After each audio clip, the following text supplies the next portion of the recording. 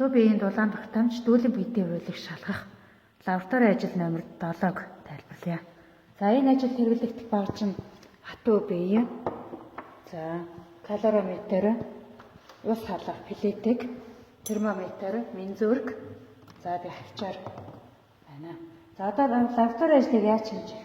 Дарааллыг тайлбарлая. Эхлээд бид нар мензуркэнд 100 мг ус хэмжинэ.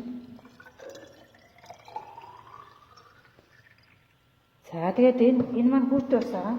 Хүүтэн усныхаа температурыг хэмжинэ.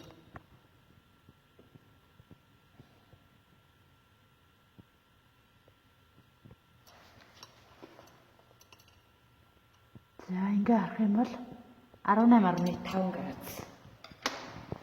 За энийг калориметр дотор усан тэгээд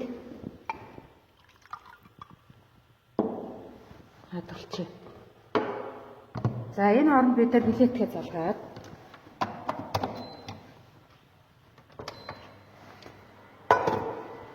ус халаана. За энэ усанда хатуу бие буюу хөнгөн цагаанаа хийгээд 60-аас 80 градус болтол нь халаа. За энэ температур маань Т0 температуртай усаага. А түрүүний хүүтэн ус маань Т1 температуртай усаага. За ус маань халаад одоо энэ усаа холбогдчихно.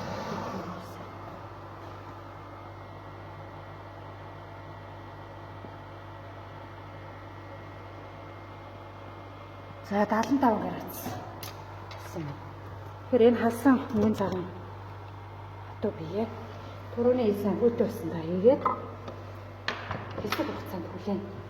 За энэ холсон температур маань холцын температур буюу төвчдөг бид нар хэмжиж авна. За одоо холцын температур маань 28 градус болсон байна.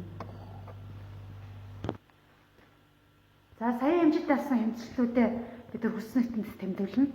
Жишээлбэл усны массыг 0.1 кг буюу 100 мг ус хэмжсэн тэрийгэ биччихнэ.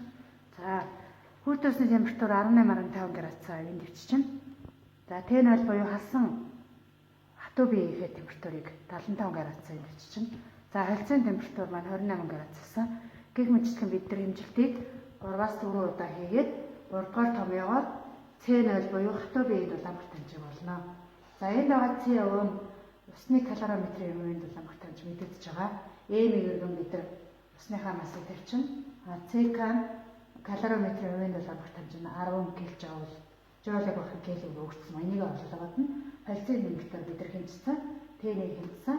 Эм0 маань хөнгөн цагаан буюу хатуу биеийн масс нь өгөгдсөн байгаа. Энийг орлуулаад за Т0 өгцөө өөртөө олсон. Ингээ бид нар С0-ыг хэмжиж болно. Ингээ хэмжилтээ бид нар 3-аас 5 удаа хийгээд С0-уудыг олоод С0-ийнхаа дунджийг